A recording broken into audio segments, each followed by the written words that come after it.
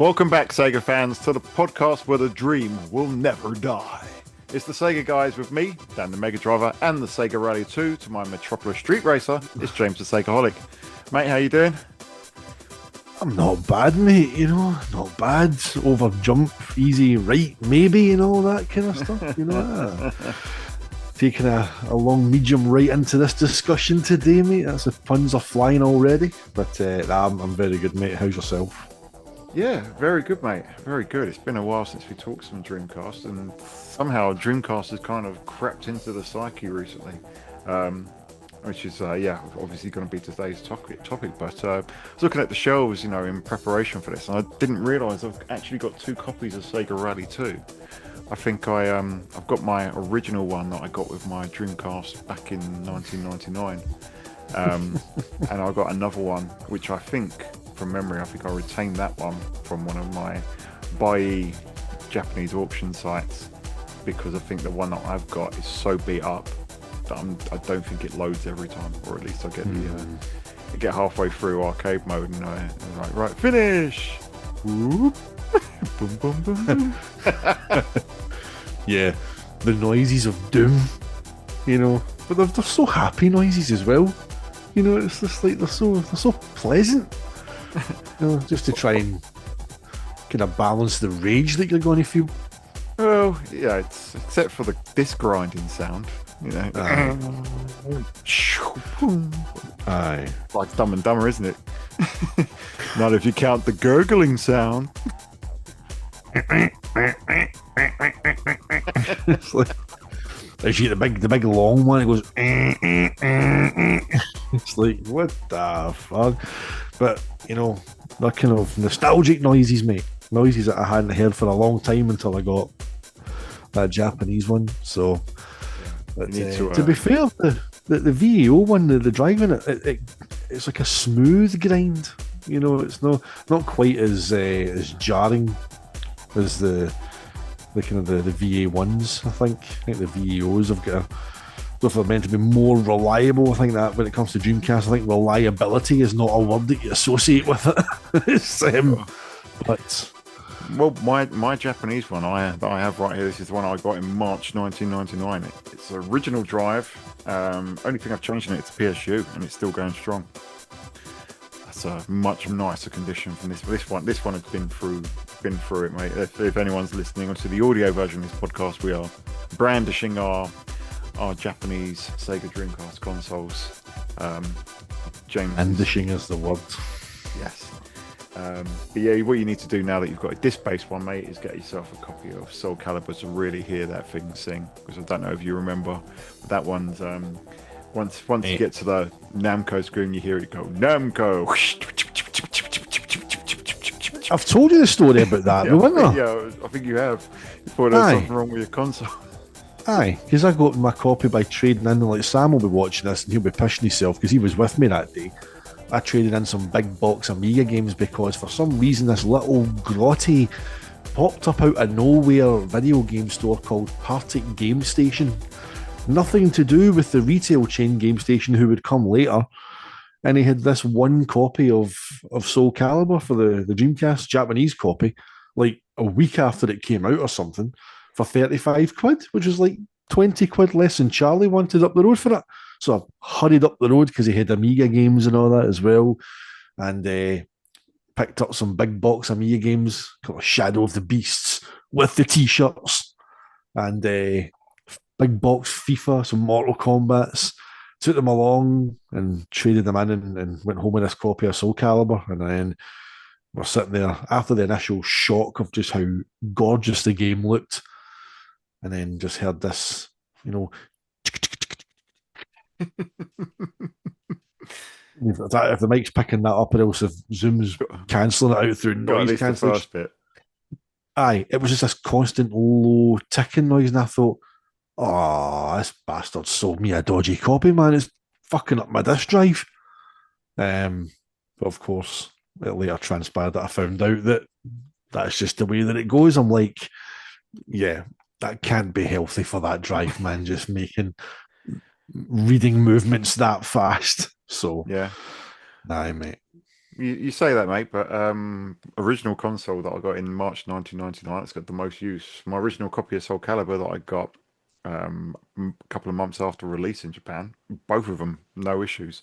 I think the only thing is when you complete the game and you roll the credits, the music's that one music track skips. You know when the kind of the credits start going, it goes. It goes. Yeah, that one. Oh. Oh, brilliant, man. But before we get into the topic, any pickups or what you've been playing, mate? Well, I have been playing. Well, I can.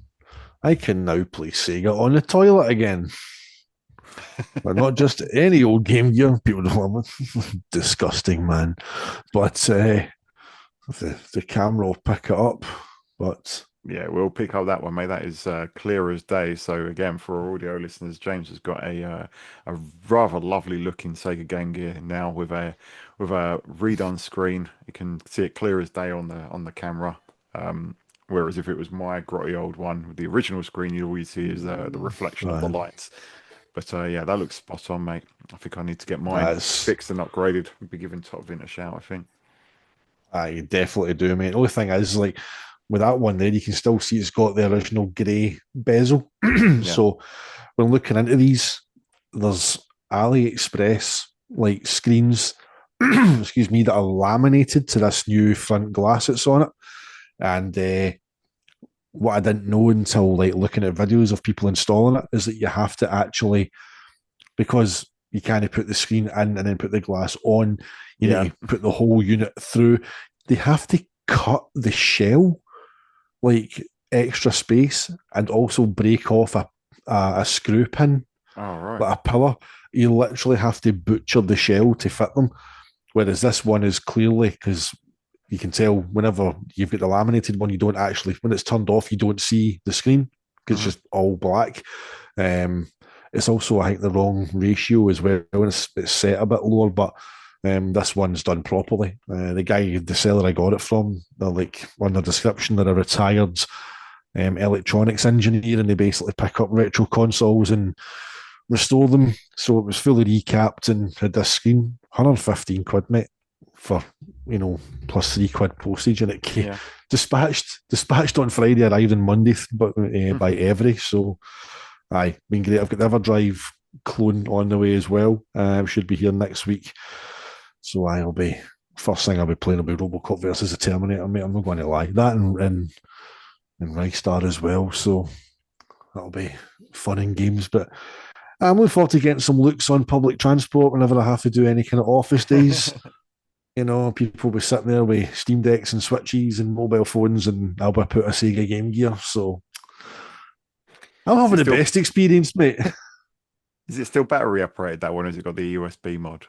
No, he did have for like a 10 or more one that had the USB-C mod as well, but I know it is quite cool to have it, but I don't know. I think I wanted to keep it as original. Like Yeah. the screen had to be replaced, but you can't, I mean, this just like, fuck, there you go, batteries, mate. Yeah. Batteries. Especially if you get some rechargeable ones these days. Aye, but hang is, mate, because that the new screen uses far less power, so the batteries last for ages. You get like a shitload more battery life out of your. See, you can't slag the battery life of it now. only took 35 years on a new screen, but always we got there, mate. That's it, mate. To be this good takes ages. Well, that's the thing, we'll be talking about 8-bit consoles in the next podcast when we talk about the 35th birthday of the Game Gear and the 40th birthday of the Master System. They've got a video coming out of that as well about how the Master System outlived the NES. That'll be coming down in time for the Mark III's anniversary. And now just a little preview. One line that I do say in there is, it's still in production. I sold 20 million compared to the NES's 60, but on a long enough timeline, it will get there. It will outlive it. You can outsell it, and to be that does take ages. It's a monster of a video, mate. A monster. Still fine tuning that, but I hope the one I'm hoping that everyone enjoys. A couple of pickups that I've had. Let's see them. Been expanding my Sega Sports 2K games. So I've got some Japanese versions up there of NBA 2K and NFL 2K. I've got World Series Baseball 2K, 2K1, and Sega NFL 2K2, which is the very last one that came to the console before Sega went third party. Actually, 2K2 actually went to Xbox and PlayStation 2 as well. So good to have those. They're American, so I need to use an old boot disk or something to get them to work on my consoles. But it's good to have those because they're quality. And that I think it was for the pair of them, it was like £2.50 or something ridiculous. And so Yeah. here's a question for you, mate. Like, because well, I don't like to have like duplicates or like a series of like especially sports games on my GDMU, right? And I just kind of default to NFL 2K because it seems to be the one that everyone talks about, right? But what is the best? See if you could only pick one of the Dreamcast NFL 2K games, which one would you put on the SD card?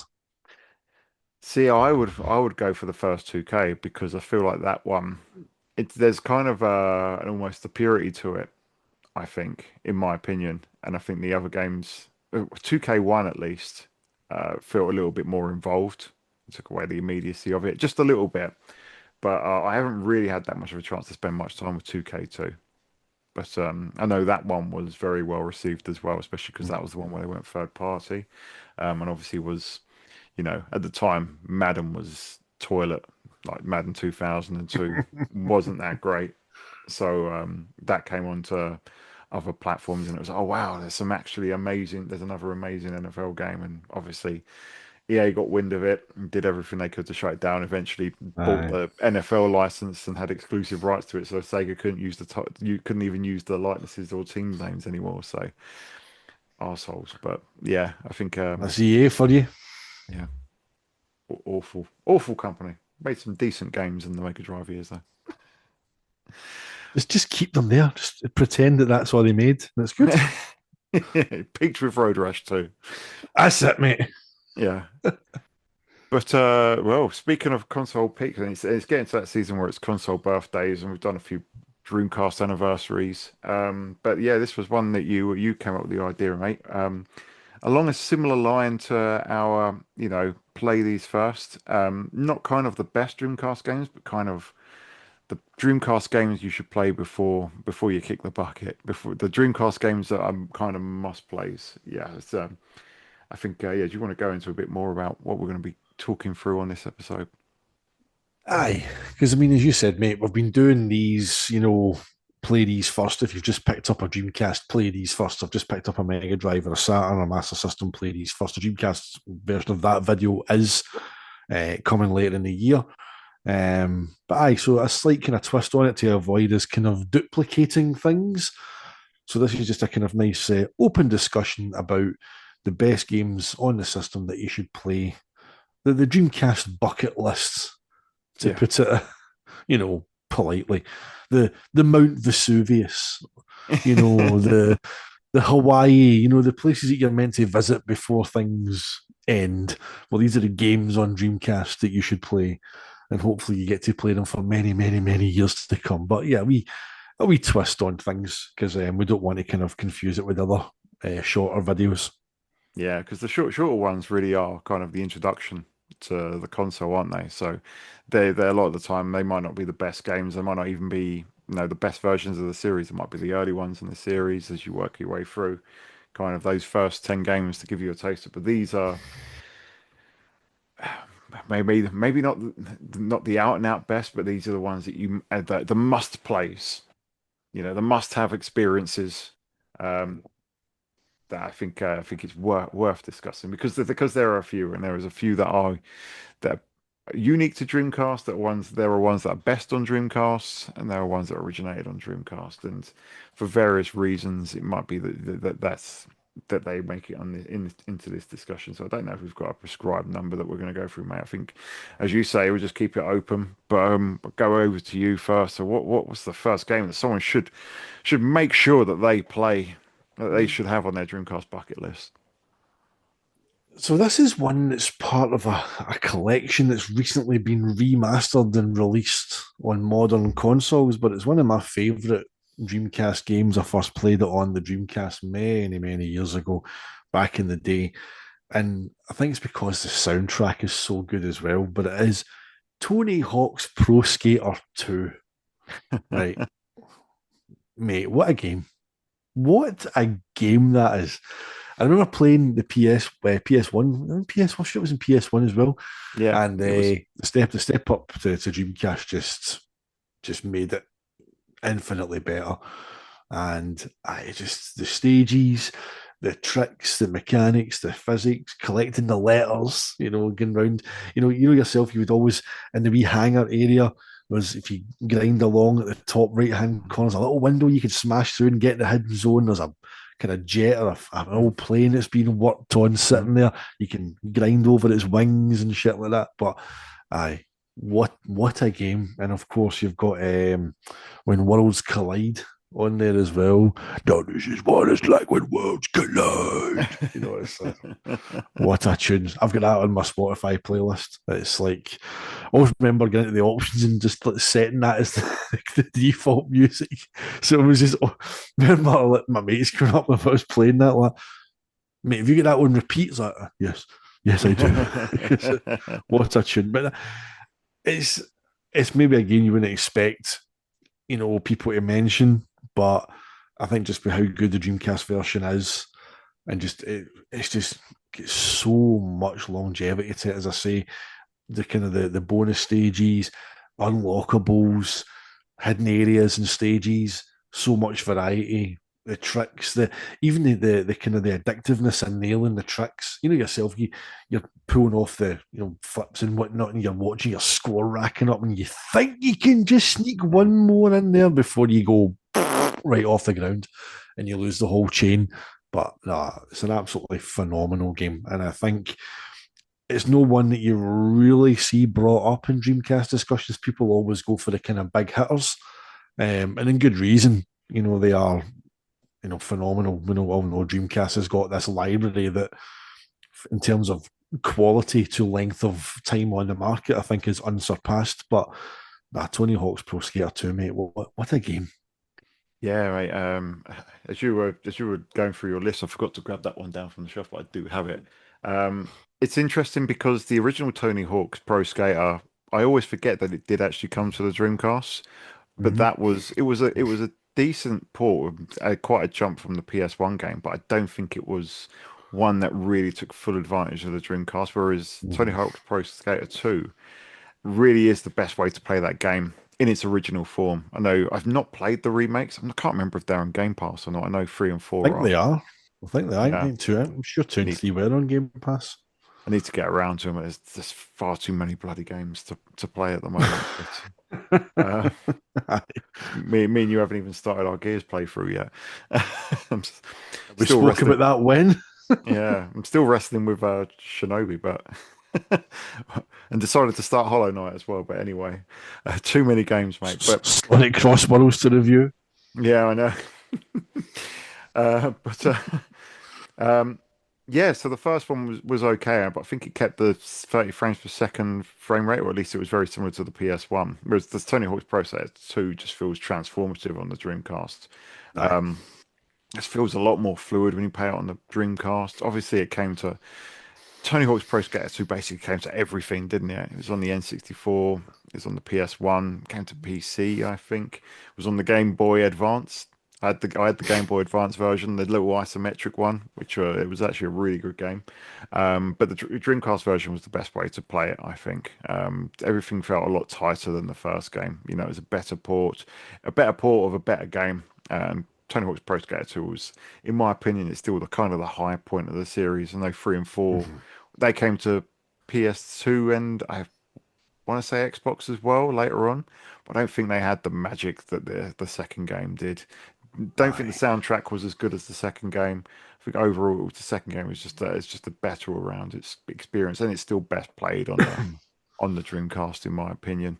Yeah, it's just pure addiction when you're playing it. As you say, mate, You got the, when you're playing it with mates as well, and the various two-player modes that you've got on there, and I think we used to do it taking turns, and then like you're racking up all these combos, especially when you see someone nail a couple of combos and then start racking up a bunch of tricks, doing some grinding. You're just like, oh, you jammy git.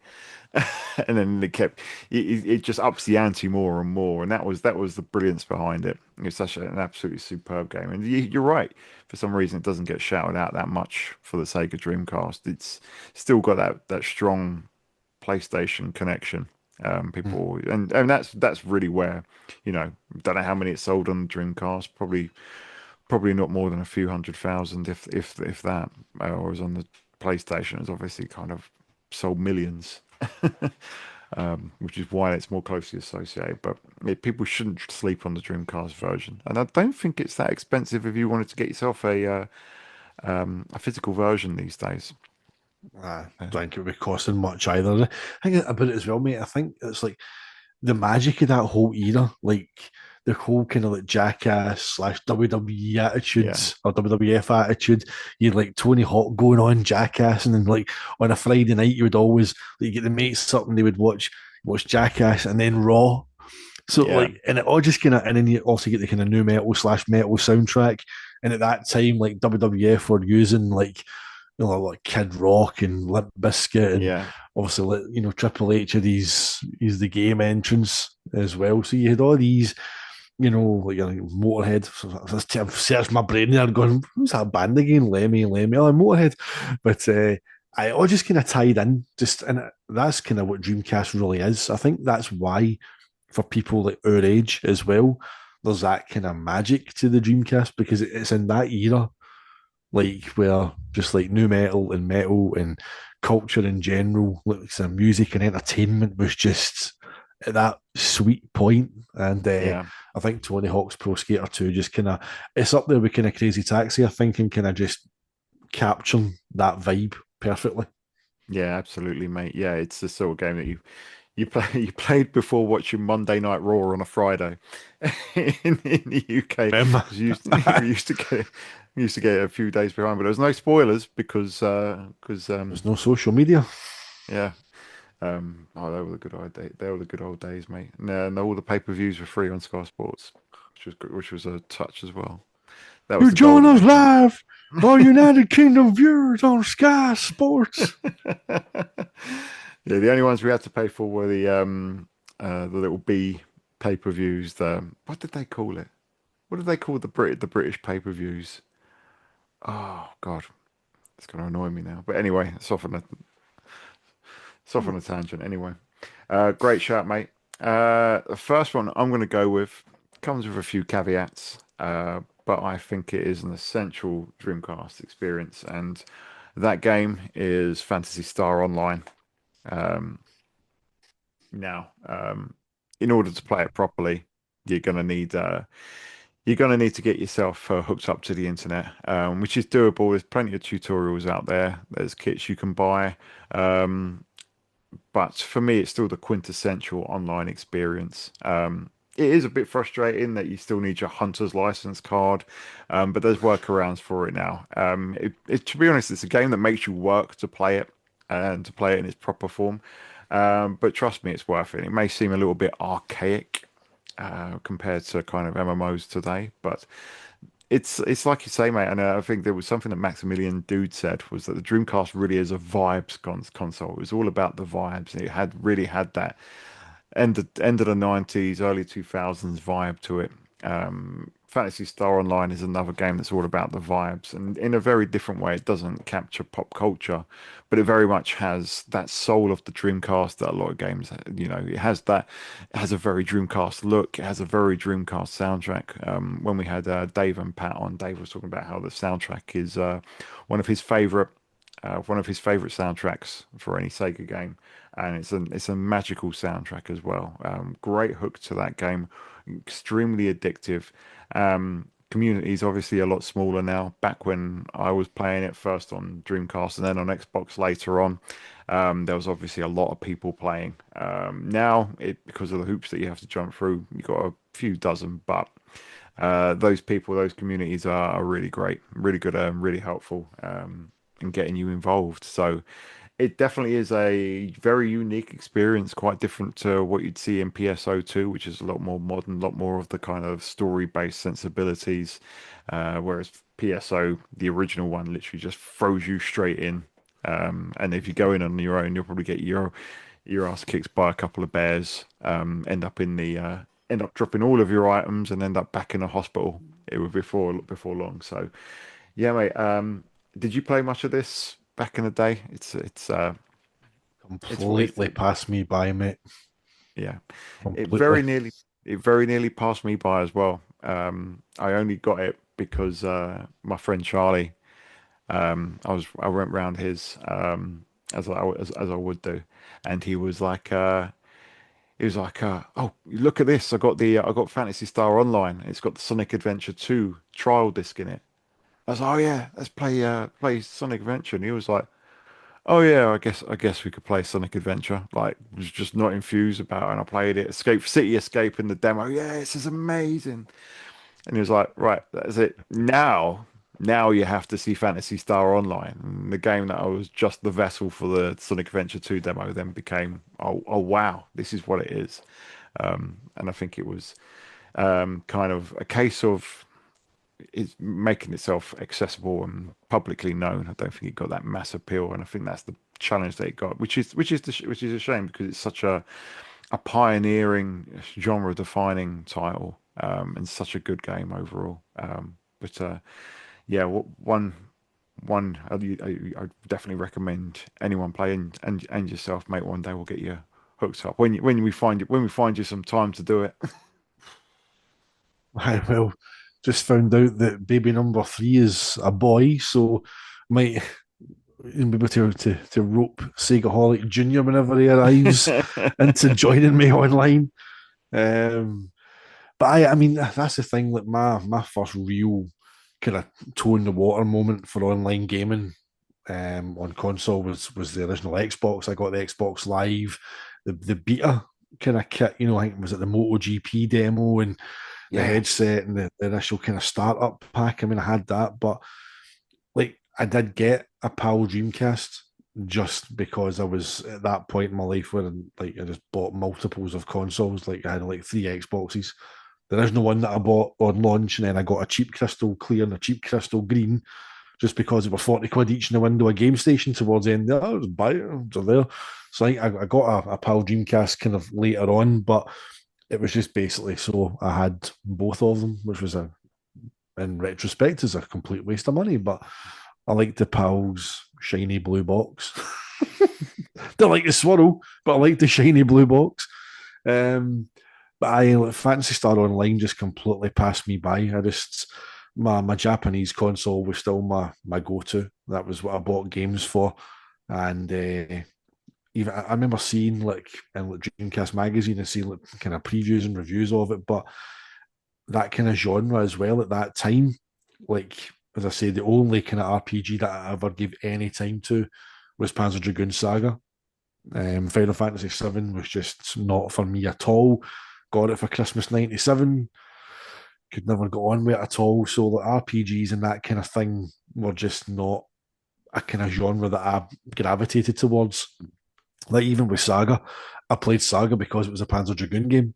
If it had been a Panzer game, I would never have touched it. It's just that lore is what kind of Mm, dragged me into it. So that PSO just completely passed me by, yeah. but it is a regret because like I can only imagine how absolutely unreal it must have been to go online on your Dreamcast at that time, sitting there with your keyboards, kind of typing messages to people and interacting and sharing advice and tips and gear and items and whatnot. I can only imagine how absolutely mind blowing that must have been. So that is my one major retrospective looking back Dreamcast regret, and I don't have many, but that's one that is just that I never ever got to experience Fantasy Star Online at its Yeah. peak because I think it must have been something really, really special to be part of.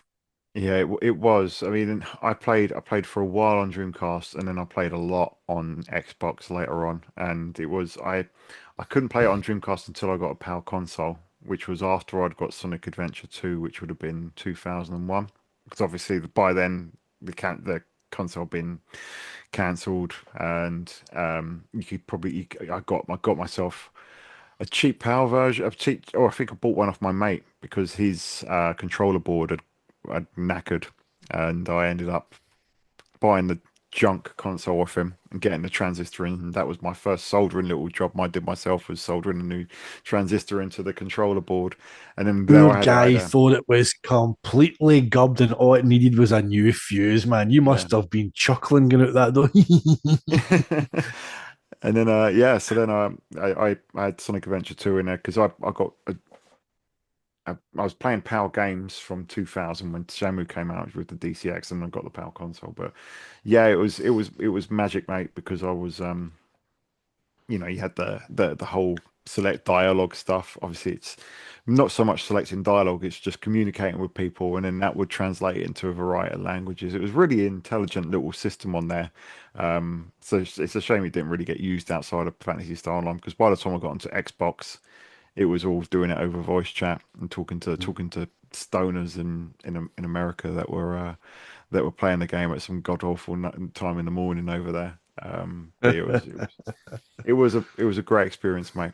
Loved those guys. Loved the Fantasy Star Online series. Although I've not spent as much time in PSO2, but the original game, original ports, and universe, absolutely love them. So yeah, that's my shout for a game that people must play. So find a way, find one of those Dreamcast modems, the line voltage adapter, get yourself online and play this absolute classic, because it was genre defining, industry defining, and is a really big piece of history. Good Back shout, over to mate. you, Min. Back over to you then, mate. What would you shout out? So I'm going to go. Now, this is a very commercial game, but I think it's misunderstood. Metropolis Street Racer. And the reason I'm bringing this one up is because I remember some comments on a video I did a long time ago playing through chapter one. And there was a few folk who were saying that they didn't get it, that they found it too difficult, that it tried to be too complex. And I'm like, are people maybe not grasping the kind of gameplay mechanic? Because that's the beauty of MSR. So yeah, it's got great car selection. It's got the real life locations painstakingly recreated through on site footage, thousands of photographs. Visuals are gorgeous. The soundtrack is phenomenal. The handling's brilliant. Yeah, it is quite kind of not boring, but it's a bit of a slog, chapter one, because the cars aren't that fast. And, it's not until maybe chapter 3 or 4 that you really start to feel the benefit of the work that you're doing. But the game from the off kind of plants the seed of the addictive nature of the game, because as the tagline says, it's not how not how fast you drive, but how you drive fast. But it's the risk versus reward, the gambling mechanic almost of the kudos system, because the game will purposefully, at a point early on, will make it difficult to progress to the next chapter. It will say number of races to complete to unlock next chapter. And it doesn't make it easy for you just to go through those races, complete them, and unlock the next chapter. It knows that it's giving you a kudos target, that with the car that you're driving and the challenges that it's setting, that you're just going to fall a wee bit short. And that's whenever you need to basically replay one of your stages again and up the ante. And in doing so, you lose the kudos that you previously earned, making the total of kudos you need to get the next chapter even greater than it was when you loaded up the menu. And it's just that beautiful risk versus reward. You start looking at the races you've done. Oh, that was easy. Well, that was a bit tough. I'm not getting up the kudos. But you start kind of trying to balance it. And once you kind of get the jokers, and then you obviously play them and you double your kudos that you get. It also doubles what you can lose though if you fuck it up. But it's a brilliant gameplay mechanic, and it exists beautifully beside the racing aspect of it. And I think possibly from the comments that I read, there was people who focused a bit too much on the racing part, like just solely on the racing, and thought that if you batter through all these races, you'll just go boom, boom, boom, boom, boom, boom, and it's not. The game is cleverly set up to make you give up kudos, to make you gamble them, to play jokers intelligently, or maybe in a rush of blood to the head, a mad moment, you play that joker and then you regret it, and it sets you back a wee bit further. It's not meant to just be a straightforward arcade racer. So as much as the cars are great, the handling's great, the sense of speed when you get the better cars is phenomenal. The cities look gorgeous. The Tokyo Street, races at night, the neon lights and the buildings and the street lights. It looks phenomenal. It's also got like 90-degree hairpin turns that come out of nowhere, and it's got the most lethal middle of the road bollards that you're ever going to drive into that stop you completely dead in your tracks. But it's the kudos system. Once you embrace the kudos system and understand it, the racing and the kudos suddenly meets in the middle, and there's this beautiful merge of addictive gambling gameplay with a damn fine arcade racer. Brilliant, you said, mate. And one thing that stands out from Metropolis Street Racer is just how punishing it can be, because you really are, putting it all on the line to get those extra 10 or 5 or 20 kudos that you need to get to the next chapter. And it's always at the back of your mind, because it lures you in. You get a false sense of security, don't you? You go in and it's like you say, this is how many races you need. This is how many races there are left in this chapter. And you get to the end of a chapter, and I think it might be as early as the first chapter. It's been a while since I've done it. That you get there and you're like, well, hold on, I haven't got enough to get further in here. Maybe it's chapter 2, and then you have to start going back. And then if you put your target too high and you fail it, and then you're in a worse position, and then you start playing through, and then you can't start as you start progressing, and you've got that in your back of your mind, and you're like, I've just done this, but I think I beat the target by quite a lot, so I reckon I'll do this one again, and I'll get even more, and it becomes compulsive, addictive.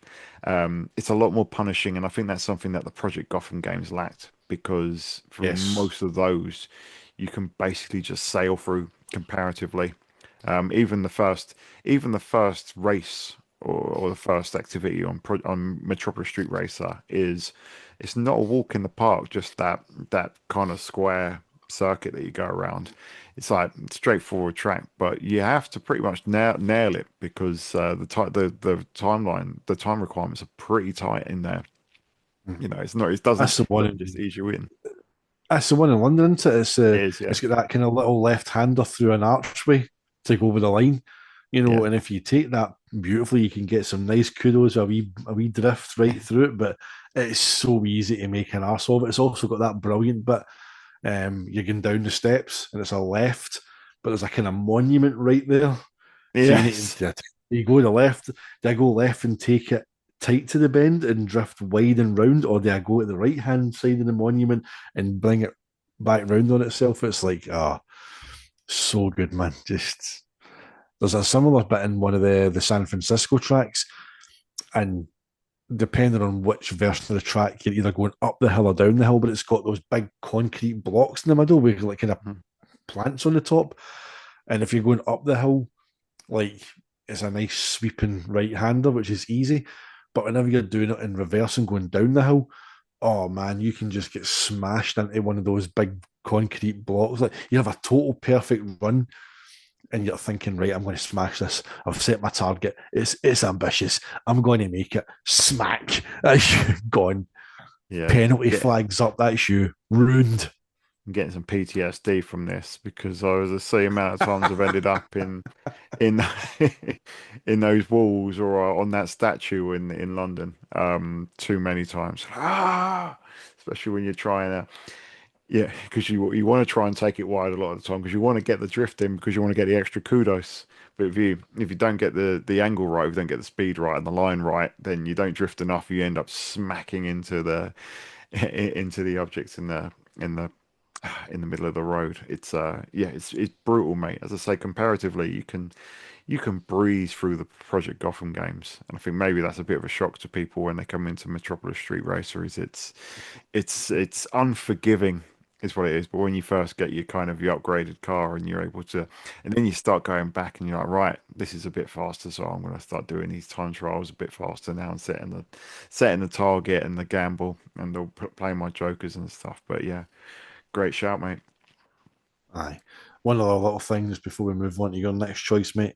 Remember, whenever you first start MSR and you get that first track, it's in London and Mhm. it defaults to the radio station, and you get "There's a bullet in the gun." Yes. Actually, and I thought that was in the game. I'm like, oh, I was hyped up to fuck, man. I'm like, here we go. It was "Pella Perfecto, bullet in the gun, out now," and I'm like, no, it's an Yeah. advert.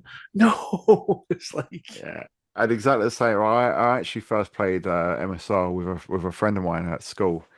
We got it, took it back to his, um, and we're playing it, and exactly the same reaction. It's like because the soundtrack to MSR is absolutely phenomenal.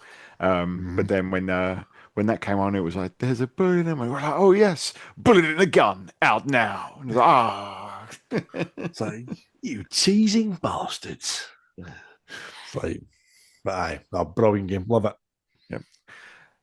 Next one for me. Another one where okay, I'm probably seems like I'm choosing difficult ones at the moment, but they will get easier. But this is Get Bass Fishing, or if you want to get the Western version, Sega Bass Fishing.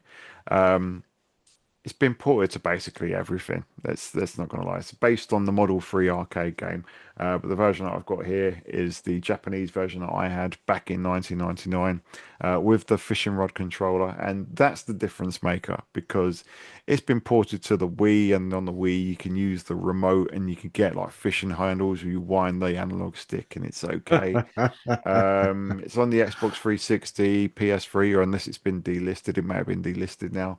Um, and they're fine, but there's nothing like plugging in the fishing rod controller into your Sega Dreamcast and casting a line. And it's absolutely amazing. It's so iconic, so off the wall. It's not the sort of game that you'd expect there to be a big first party release for. But obviously, fishing games have existed before Sega Bass Fishing or Get Bass, but they're fairly kind of low budget, mundane affairs. This was a full on Model 3 conversion, which Sega obviously prioritized over other Model 3 games that they could have ported to the Dreamcast earlier. It was bass fishing that they wanted to bring over, but I'm really glad they did because it's just phenomenal fun. It was when I first got my Dreamcast and I got House of the Dead 2 and Sega Rally. Then I got Sonic Adventure just about a couple of weeks after that. And then I got Get Bass Fishing. It was 70 quid and I saw it. Big box. This big box in Computer Exchange. Not this specific one. I had to get it,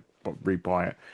Up on the shelf. And I was just like, I've got to have it. I need to have that game. Took it home. All the mates were, we went round again. We went round my mate Charlie's, who had a Dreamcast as well. Started playing at his first, and everyone was just having a whale of the time with it. You flick the rod to cast your line. You flick it to kind of pull it in. You wind the tether to bring your line in, and as you're playing it, there's so much character to it. And you've got the announcer, which is kind of you could speak it in kind of English, I would say, Mm. but the things that it comes out with are absolutely phenomenal. When you get a fish that grabs your hook, it's like fish, and then the music kicks in, depending what sort of fish you got, and the music changes depending what sort of size the fish is. The more you play the game, the more you're like, well, I know that this is going to be a big one, or this is going to be a small one, or whatever. Whoa, But a big one. yeah, that's when you get when you rail them in and you wrestle in and you put them in and you actually hold them up, and that's when you get, yeah, whoa, a big one. And you get the, yeah, small one.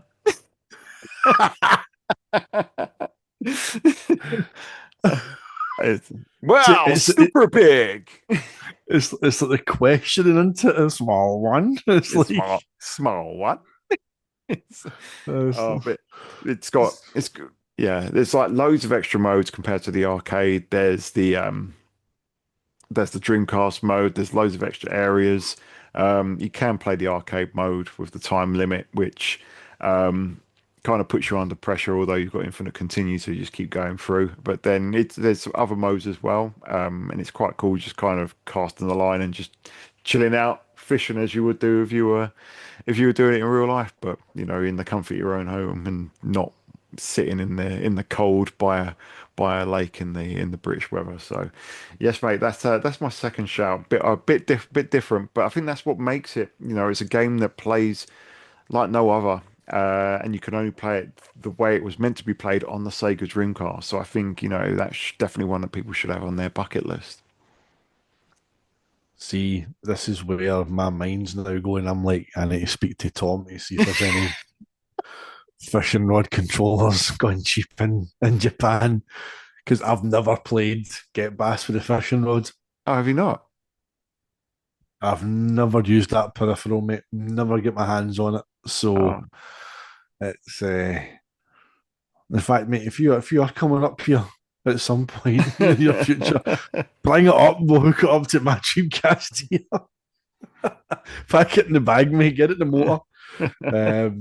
But I've never played it with the actual authentic fishing rod controller, mate. So I think I might have to have a wee look on the old Sendico and see what the price is like. I know it's quite pricey to buy it over here. Yeah. It's stupid money on eBay, but that's why we've got the auction sites, mate, to save us from unscrupulous collectors who want to charge us a fortune for stuff. So, aye, I'm sure I brilliant. got So that good. for less than a fiver. It was dirt cheap getting it on Buy. I had to look around for it because there were a few that were a little bit expensive, but I'm sure that there's one out there. Sorry, mate. What were you going to say? Oh, I just say it's a great shout, mate. Like you said, it's the only way to play it as intended is on the Dreamcast. I mean, what you said there about um, that Sega chose to prioritize this particular Model 3 port. Just imagine them slapping names of like Model 3 games up on the board at Sega HQ, Daytona USA 2, Scud Race, Get Bass, Spike Out. No, Spike Out's Naomi. When's No, that Spy Cat's Naomi? Model 3. Ah, Uh, like, so like, yes. Do the fishing game. It's like, just see Ian Majidi going, like, really? Yes, do the fishing game. But again, that's just part of the charm, isn't it, mate? It's like another certain game that I couldn't choose because again, I haven't played it with the peripheral. So I'm going to save it in case you mention it later on. I don't want to kind of somebody amigo. no, Um, I've not. Yeah, sadly, I can't mention that one because I've never had the yeah, maracas. exactly. They've actually got them in CEX, or they had them in CEX in Milton Keynes recently. I saw them in the Much. window. They were at least 170 for 'em. And it's just even new. I think they were 100 150 or 100 or something. Uh, And it's just I've got it on the Wii. And unlike it's probably not the same, but you do shake your Wii remotes like a pair of maracas, and I've got the adapters for them, and I can pretend that my cheap little £3 version that I've got and the cheap plastic maracas comes close. But yeah, I haven't got Samba the Amiga, mate. But I did get Bass, and absolutely, as I say, absolutely love it. Um, my fishing rod actually broke because you can use the rod for various other games. Obviously, it's got an analog stick on it. It's got buttons on it, but it's also motion controlled. And few games did support motion control. One of which is Soul Calibur, which I'm sure one of us will talk about in due course. And yeah, the old transistor on the controller board. Um, Something happened when we plugged multiple controllers plus the fishing rod in there. Didn't like it, and something broke, and the rod went to bits. But this one taking good care of it, and Even when I'm flailing it about trying to reel in a big one, it's still going strong, mate. Brilliant. There you get one. You too, you too. Back to you, mate. What are you shouting out next? Next one I'm going for, mate, is the first of two games on Dreamcast in the same series, but I still think the first one is special. Virtua Tennis. Yes. Yes, What a absolutely. game. Much like, you mentioned we get Bass that the home version had a lot of extra content on there that made it worth, playing beyond the initial kind of arcade mode. My God, Virtua Tennis is one hell of a package in the home. That World Tour mode is phenomenal. But obviously, the arcade version, what a game. What a game. People used to slag off the sunken zombie eyes of the players, but I still play Virtua Tennis a lot and think the player models look great. Jim Courier, Tim Henman, was it Cedric Piolin's in there? Yep. Who else have we got in there? Who else have we got in there? Carlos Moya is in there as well. Got the names on the You know, back. aye. It's like it's a who's who of Tommy that Haas, era. Tommy, Philip that's my Pusiv. go-to. With his cap, big Tommy has. He's got Yep. the strong forehand, poof, right down the line, mate. Right down the line. Yeah. It's aye, big Tommy Haas. And what you do is if someone's serving against you, see just as they hit it, see if you just hold the analog stick like diagonally towards like where they served from and just hold the A button in, you'll just let out this almighty forehand, mate, and the player will stick it, the CPU will serve and then go to the centre, and you just whip this forehand right back across the court. Boof. And they'll do the wee pathetic dive to try and get to it and nowhere near it. But in terms of sheer gameplay, man, Virtua Tennis is the best tennis game, like hands down. I know, like Super Tennis on the SNES was like gold standard tennis game for many people for many a year, but no, Virtua Tennis, man, just incredible lineup. The authenticity of the stadiums as well, even though they're not called, like Wimbledon or Flushing Meadows, and they're Yeah. not given their official names, but they've got all the characteristics of the four major Grand Slam arenas. They're instantly recognisable. By the World Tour modes, it's just so much depth that it adds to that game, unlocking like costumes and characters and trick shot kind of like challenges, bouncing balls, and you've got to do aces to knock out like, balls or blocks out of the court and stuff like that. It's a phenomenal game. Yeah. The sequel, I don't know. There's something missing in Virtua Tennis 2. I don't think it's got the charm of the first game. It's it's a great tennis game, and again, it expands the roster. You think you've got the female players come into it as well. Like Kornakova's in it, and Mark Yeah, I think so. Philippoussis comes in. The big Aussie. He was a powerhouse back in the day, man, in that era as well. But um, no, I wish he was in it.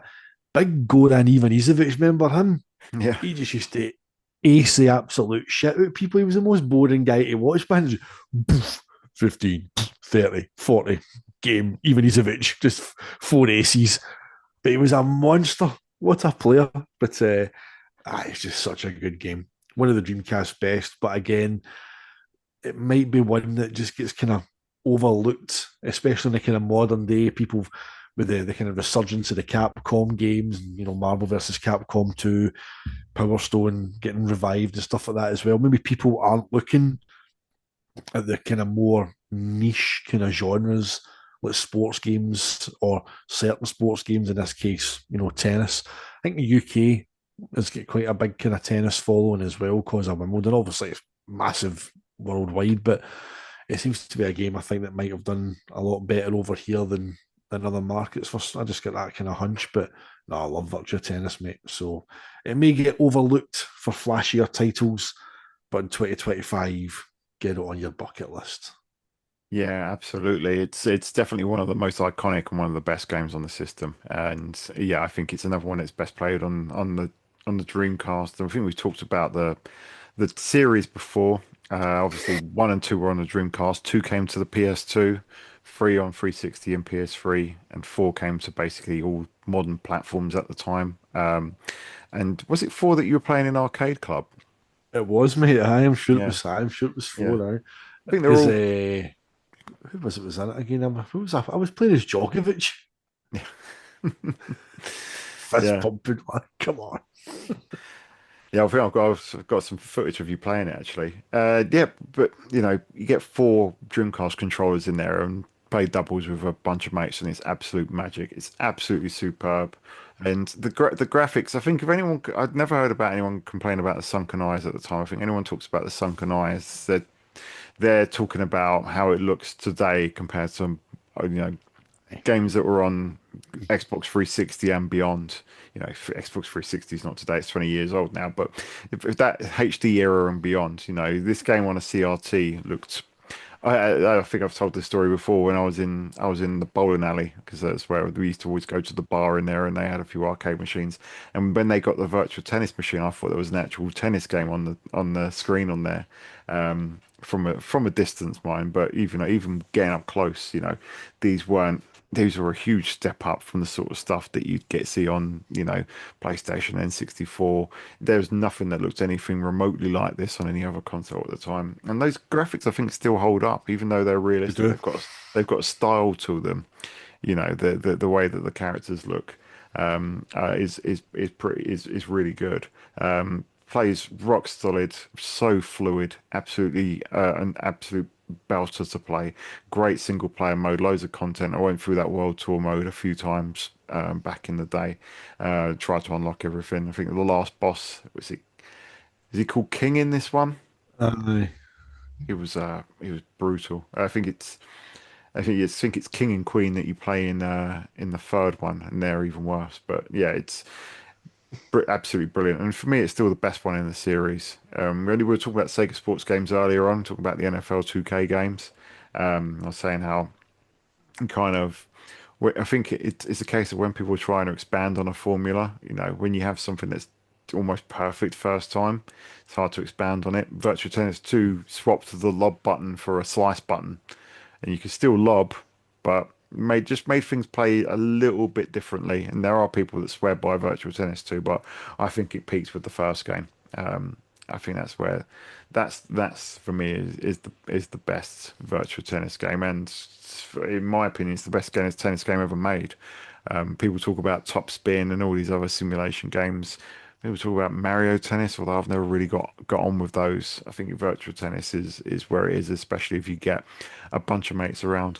I mean, when me and my son went to OLL, what was that? Was that 2 years ago? Was that a year ago? We went to OLL and they had a bunch of Dreamcast games. And we, A while ago, wasn't it? yeah, we played. He actually played that with me more than anything else. We were there for quite a while playing virtual tennis. Even though we've got the bloody thing at home, we're playing it there because it's a different environment. He doesn't want to come into the office when he's here. But seeing it in the expo in a wallet full of CDRs, he was, oh, what's this? And we played it, and we were on there for a good or over half an hour playing. He was like, oh, one more, one more. That's the timeless allure that it's got. So it still has it. Still brilliant game. Still brilliant to play, look at. Brilliant soundtrack as well. And yeah, people should definitely have that on their Dreamcast bucket list. Aye. Brilliant game. Absolutely superb. Indeed, mate.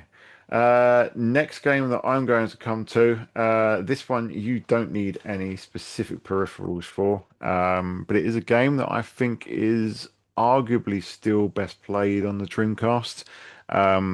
Initial ports of it weren't up to snuff really, although they added content. I haven't actually played any of the modern ports. It's a game arguably screaming out for a remake, but if you want to play it, my recommendation is that you play Resident Evil Code Veronica on the Sega Dreamcast. If you can, if you've got an ODE like the GDEMU, definitely recommend getting the English translated Code Veronica X Yes. because that has the extra content that came into later releases, but in that nigh on perfect Dreamcast aspect ratio resolution and just that Dreamcast look that the game was made for. Obviously, it's been remade. I say remade. It's been ported several times. You can even get it. It's often for sale on the Xbox store for like £1.69 or something because it's backwards compatible. And I imagine it's available on the PlayStation as well. But what a game, mate. I mean, the first time I saw that, you have the intro and you have,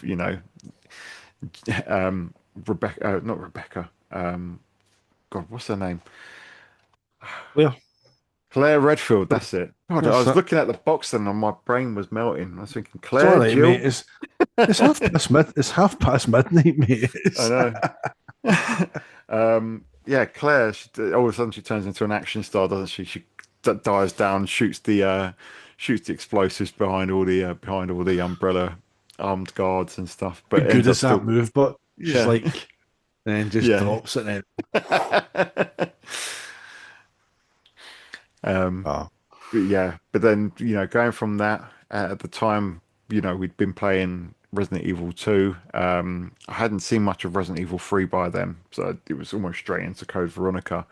And we'd seen it was at that time when everything on Dreamcast was blowing us away. And I played this Blue Stinger, which is I've talked about how that game's got its own charm, but it's very cartoonish visuals, even though it was kind of a horror, even though it was like there was 3D backgrounds there, but to see kind of the detail in these Resident Evil characters in Claire and then later Chris, those 3D backgrounds and the lighting effects in there, and it just conveyed that sense of horror much more effectively than anything else that you'd seen on that point. I mean, Blue Stinger couldn't hold a candle to it in terms of atmosphere. When you wake up in the cell and you make your way out, and then you're walking through the graveyard, and then there's and then you run into the Leonardo DiCaprio lookalike down the line. That oh, was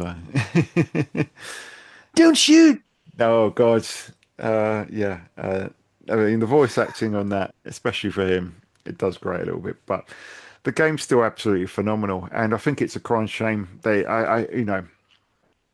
as far as I understood it, it was meant to be the true Resident Evil 3.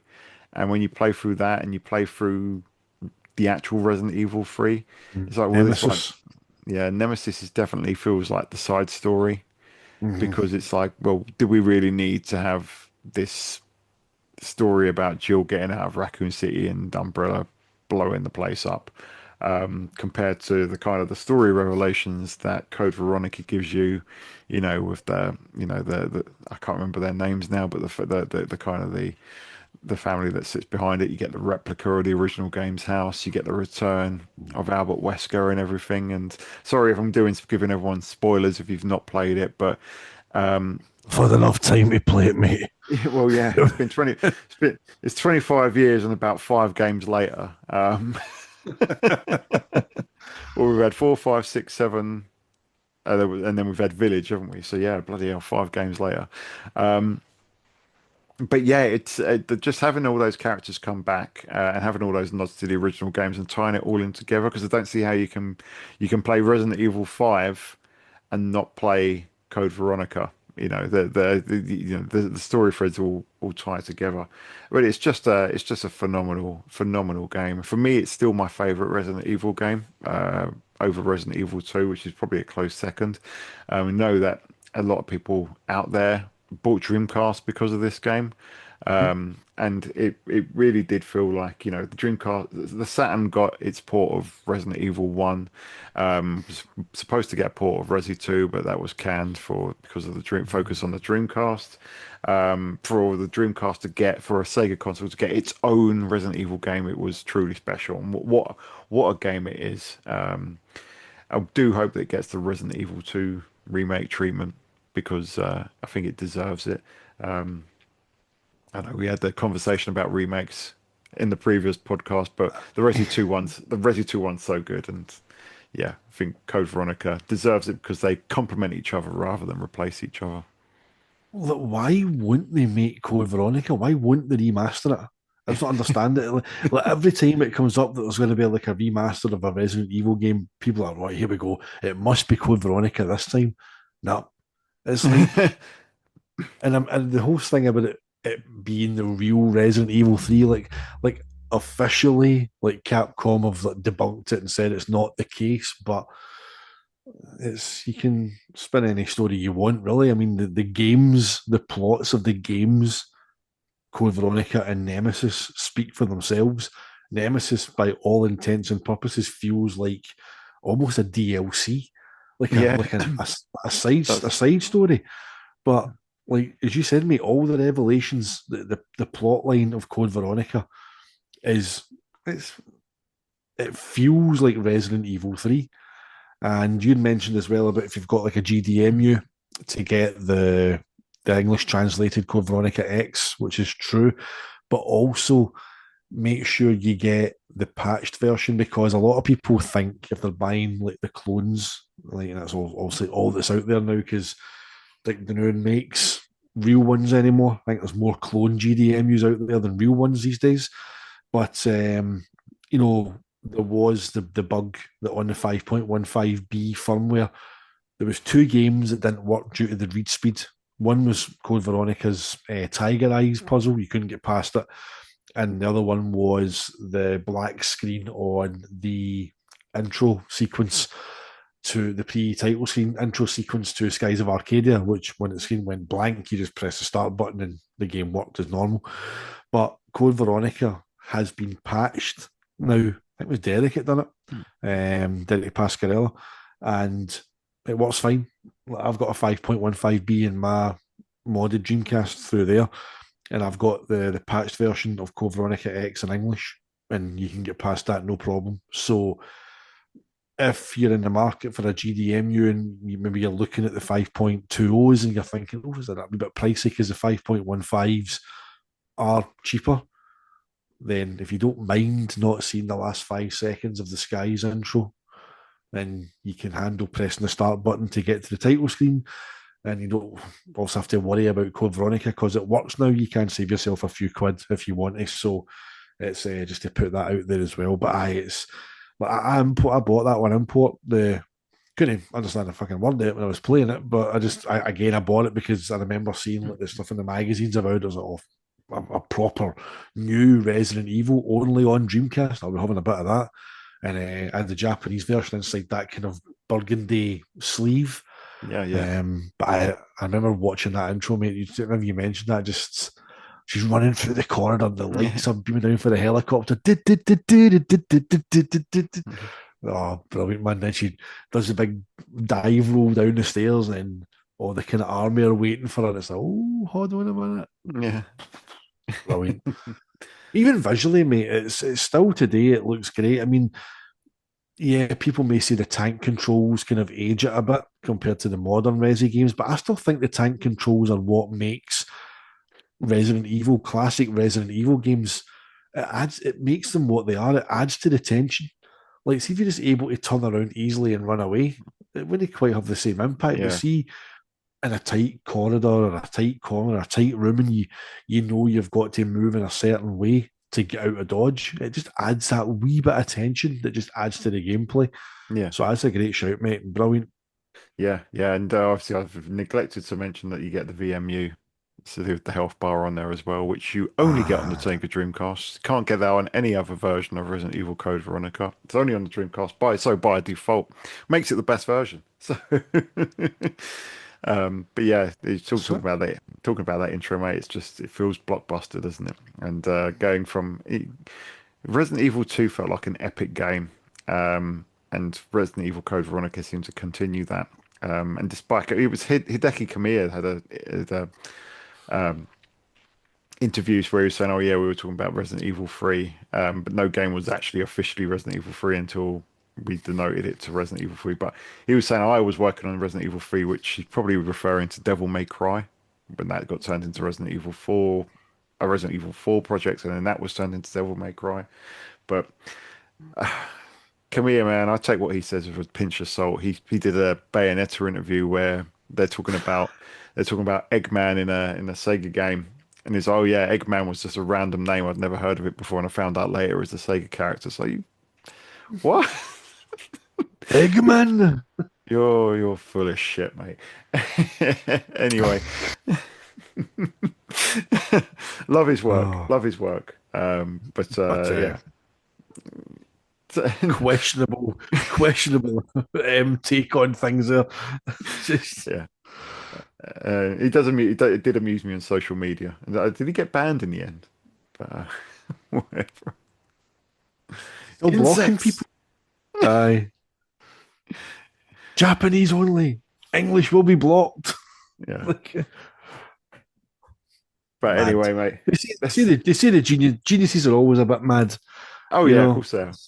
that's that. So anyway, Right, back over to you, mate. What's the next game you're going to highlight? oh well, I'm trying. I'm not wanting to go to the big hitters too quickly. So one game I'm going to mention that I played off the back of a recommendation, and I think it might be one that gets kind of overlooked. It's quirky and it's got brilliant B movie vibes. If you've played much of this one, mate, Illbleed. I have not played much of Your Bleed at all. I didn't play it until I got my GDMU from you, and Same. even then, I have not played much of it. But mate, tell us about Your Bleed. Aye, so basically you've got the character Eriko, a girl who's basically finds herself in this theme park that's themed after six fictional horror movies. And I believe it's her friends go missing. She has to try and rescue them. And basically, you've got tools at your disposal to explore each of these movies and if avoid being killed by the monsters and ghosts and traps that are in each of them. But as you're playing it, you've got like a camera, so you've got to use a bit of kind of like intuition and think like where would traps or like booby traps be. So, for example, in the first level, there's a trap door right at the entrance. Which if it opens up, you fall down. There's like spikes and you fall and you basically get killed. So if I remember, you go round to the right hand side and in the bush there's this kind of camera. So as you use that and you look through it, and it shows like basically like hazards that are in the area, and you've got to kind of tread carefully and try and find them. But it's got kind of ingenious kind of gameplay mechanics in terms of like blood loss, heart rate, things like that you need to kind of monitor and manage while exploring. So visually, it's not kind of cutesy graphics, but it's not some of the best visuals you'll see on the Dreamcast. But again, it fits in with that kind of B movie vibe on there. And like some of the kind of the monsters that you come across, you have a really good giggle at them. Some of the kind of plots and sub stories that they tell as well are ranging from horrific to sheer comedic, but it does a great job of nailing that kind of B movie horror vibe. And again, it's one that you don't really hear it getting mentioned. It did come out after Dreamcast was officially discontinued in 2001, so it's again one that might have slipped under the radar. But again, didn't want to kind of go to the more big hitter commercial games yet. So I think Owlbleed, for people who like kind of third person explorative horror themed B movie vibe kind of games, be a bit of kind of puzzle element thrown in there. I think it's one that's definitely worth checking out. It's got a lot of charm. I'll say that for it. So it is definitely worth checking out if you haven't. Yeah, that's a great shout, mate, and it's one that I do need to pull my finger out and play a bit. I keep meaning to play a survival horror game because we're getting into October now. So I was going to play a bit of House of the Dead and Resident Evil, but I might just check out Illblade because most of what I remember from it are from video you did where you covered it as one of your Dreamcast games, and it does look Yeah. brilliantly unique. The whole heart kind of feature in it, the way that mechanic works. Very interesting, and it's an odd one, isn't it? It's kind of it's like a horror comedy, isn't it? Aye. Because it's it leads it's kind of terror, but it's also kind of absurd as well. It's I Aye, think it takes that schlocky look from Blue Stinger and really leans into it. yes, aye, it's got the blue stinger kind of vibes to it. The way the character models are kind of built and the way they move, the kind of voice acting's kind of again, voice acting of that era was pretty kind of cheesy anyway. But again, that adds to the charm. I know people Yeah. go, don't defend bad voice acting by saying it adds to the charm, but in this case, it really does. Um, it's kind of really catchy bloody music as well. That plays along with it. But the good thing is it kind of rewards like repeated play as well because well, obviously as you're going through each of the movies, like there's like, certain bits where you'll notice like orbs, and if you've watched enough Most Haunted through the years, Derek Acora and was it Yvette Fielding? Oh, there's an orb. There's an orb. It's a ghost. So if you spot orbs floating, then you kind of know that that's a hazard as well. Um, but it's so quirky. It really is worth playing. And especially as I just never realised as well as we're talking here. You've mentioned Code Veronica. I've obviously went for Illbleed, and we're kind of almost heading into Halloween season, mate. So Yeah. as you said, it's the perfect time to play it. Get it on the GDMU and give it a try. Absolutely, mate. Yeah, I've got it on the GDMU. I just really need to put some time into it. As I say, there's a mountain of stuff that I need to play, but I do mean to play something at least a little in theme with the season going forward. So, great shout, mate. Uh, right. Speaking of silly games, I've got one that's coming up next. This is Dynamite Decker 2, aka Dynamite Cop, as it is known in the West. Now, this one is actually a sequel to Dynamite Decker, which we know as Die Hard Arcade. But here the Bruce Willis lookalike, the John McClane wannabe from Die Hard Arcade is replaced. Oh, he's not really replaced. He goes solely by his Japanese moniker of Bruno Dellinger. He's got his two, his two. It brings with him two cohorts with him, and it's a two-player beat 'em up game, very much in line with kind of your Streets of Rage, but a 3D one. If you've played the original game, you kind of know what to expect. But if you've not, think about if you try to make a 3D beat 'em up. It's kind of like in Streets of Rage style, but used kind of a combo system from Virtua Fighter with it. So you've got punch, kick, and you've got a jump button as well. And in both games in the series, you can pick up various kind of weapons. In the first game, you can pick up brooms, you can pick up guns and stuff. As the most elaborate thing that you can get in the first game, aside from a robot spider's arm, is you get an aerosol can and a lighter, and you can spray fire at people. Uh, Dynamite Decker 2 or Dynamite Cop just takes that idea and just, I say it runs with it. It just absolutely sprints off into the distance with it. So you end up picking up all sorts of items from kind of using swordfish and kind of crab's legs and basically anything you can pick up, you can lob at people. Environments are destructible. It's quite an interesting game because it was originally a Model 2 game. Die Hard Arcade obviously being on the STV, but gets kind of a graphical bump on its journey to Dreamcast. Brilliant fun to play, multiple endings, multiple paths. Unlike the first game, which is really linear, and it's an absolute blast to play. I mean, when you talk about belt scrolling games, and when you talk about beat 'em ups in these days, they're usually all 2D games these days.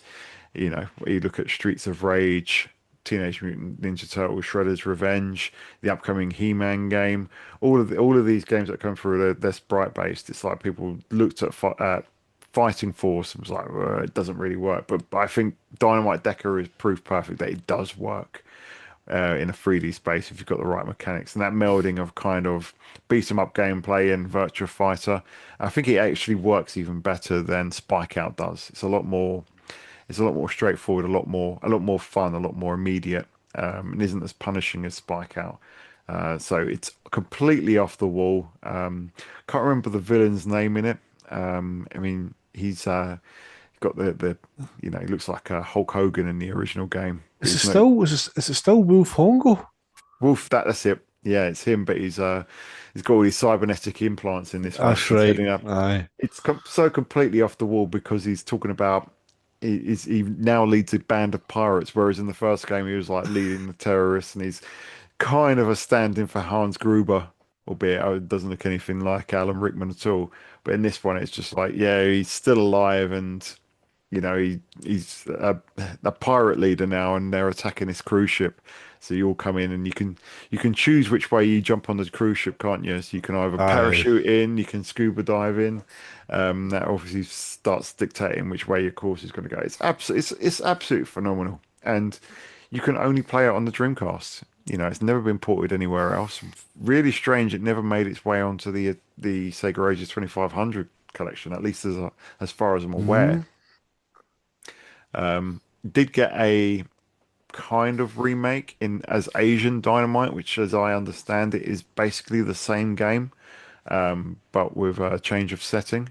But all the layouts and everything are exactly the same. So, yeah, it's a very interesting, extremely enjoyable game. Two player, bring a mate in, and just have a laugh. Basically, it's um, it's basically Streets of Rage 2 meets Virtua Fighter on acid. Aye, it doesn't take itself seriously at all, which is brilliant. I mean, you can pick up arcade cabinets and hit people with Yes, them. And I think they're very cleverly meant to look like Astro Cities. yeah, You they are. just poof. Oh, It's- that is even the settings, mate. Like you know yourself, that first stage, you kind of decide to parachute in, and you kind of come in and you poof, you just fly kick the Yeah. guy, and then I think that stage pretty early on, you're fighting along. There's that kind of like the pool area, and then you get like a bazooka, just like boof. It's Yeah, the size of the flame. It's I know. like a It's like a like a mushroom cloud, isn't nuclear. it? It's that mushroom cloud for a nuclear bomb, man. Just it's absolute madness. Over the top. It basically takes the first game and just ramps it right up. But it looks lovely, bright, colourful, sharp, well animated. By picking up swordfishes, mate, or just smacking people about with them. Is because in that first stage as well, when you go downstairs, you're in a kind of like a bar, and you Yeah, can jump up on the bar and like start just picking stuff up and yeah. smacking You can people. just pick up all the liquor bottles and just That's it. buzz them at people. Nothing is off limits. It's everything's a weapon. So it's absolutely brilliant. It is, mate. Yeah, so people should definitely seek that one out. And whether you pick it up or play it on your GDMU or similar device or your mode, make sure you do so. But mate, back to you. I think this is your fifth choice now. Yeah, so I'm now going to move into the big hitters. And I know it's recently just been part of the Capcom Arcades collection, but I'm going to go for the original Power Stone, Yes. a game which I think really does embody a lot of the Dreamcast early life. One of the first games that I'd imported as well when I got it. Um, maybe might be my fifth or sixth game that I got for the system after importing it. But oh man, it's I know a lot of people seem to go for Power Stone 2, but they are two very different games. I know in Power Stone 2 you can choose to play it's either original mode they call it, and it does make it the same one-on-one format. And I think people gravitate towards Power Stone 2 because of the four-player aspect. But I find Power Stone 2 to be a really confused game. It's too short for a start.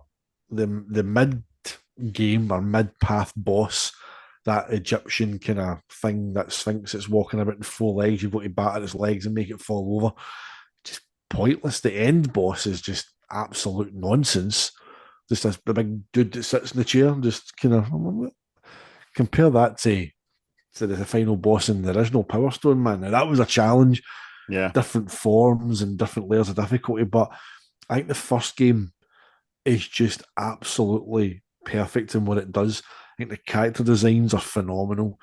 The pickups in each stage are just so cleverly done. The stages themselves are the star of the show. Whether you're fighting in London or whether you're in the factory with the big flames and the conveyor belt, or else you're in Jack's lair with the two kind of big glass rooms, which is quite kind of claustrophobic to fight in as well. The underground arena as well, the kind of Egyptian theme, with the kind of the stones and the big pillars and all, just all the stages have got their own unique character to them, and they're so well designed in terms of how they can be used as a weapon. And I don't think Power Stone 2 does that very well at all. They're great stages, but it's almost like it zooms too far out. They also tweak the controls a bit. I don't think it's quite as intuitive to jump in and do the fly kick, which was quite kind of effective in the first game for knocking stones off of people. But no, the first game just absolutely nails the the settings, the gameplay, just everything about them is just tailored to perfection. But the second game just loses a lot of that. So Power Stone 2 is a great party game, I think. But if you're wanting a really clever isometric 3D beat 'em up one on one, whether it's with the CPU or another player, and also add in the Power Stone elements as well. I know in Power Stone 2 there's more than three, which kind of adds, you would need to have more than three because obviously you've got more players and you can have two people powering up at once and adds to the carnage. But aye, again with that, you kind of lose the frantic nature of you've got a stone each. The last one comes up, oh, go and get there, go and get there. Then you just fall short, then your opponent transforms in front of you and you're like, shit, run away, run away.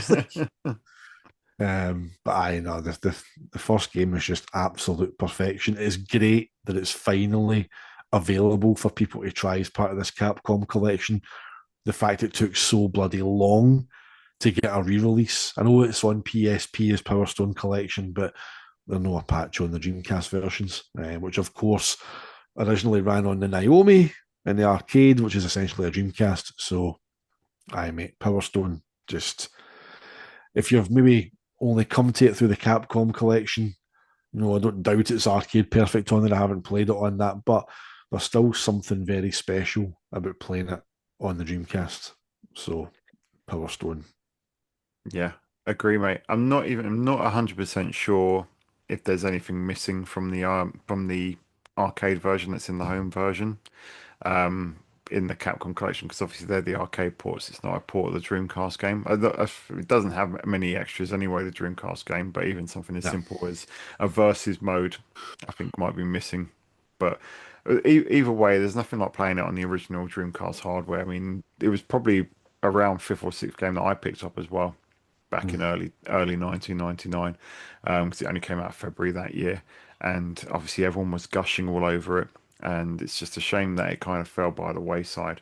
When it launched in the West, you had all these other fighting games that came out. I mean, the launch window alone, you had Virtua Fighter 3, TB, Soul Calibur, Mortal Kombat Gold, to name but three other ones. And even though Power Stone is definitely a better game than Mortal Kombat 4 Gold, it's it just didn't have that brand recognition. You wonder if that hurt it. Maybe that's why they switched to the party approach in the second game. Mm. Who knows? And then it just kind of went on hiatus after. The PSP port always seemed like an odd one because it's great to see it on the PSP, and yeah, Power Stone on the go. What's not to like, but surely it could have come to a bigger console and got a proper port because multiplayer is where those games shine. Yeah. They did change the mechanics a little bit. Jump kick kind of homes in the original game. It just feels a lot looser and a lot more kind of random in the second game. But the first game does feel like a proper that how can we make a fighter work in a proper 3D space? Whereas the second game is kind of all right, Smash Bros. But in 3D. It's Aye. I But think they both that, have their place. but that whenever you're fighting the ship in the air and then it breaks apart Yeah, and then you're kind of flying about trying to mm, bang into punch each each other. other. I'm like, Yeah, what is this, man? And you land in that kind of weird kind of temple with a waterfall kind of running through the middle of it and the blocks. And it just Power Stone 2 just never connected with me at all.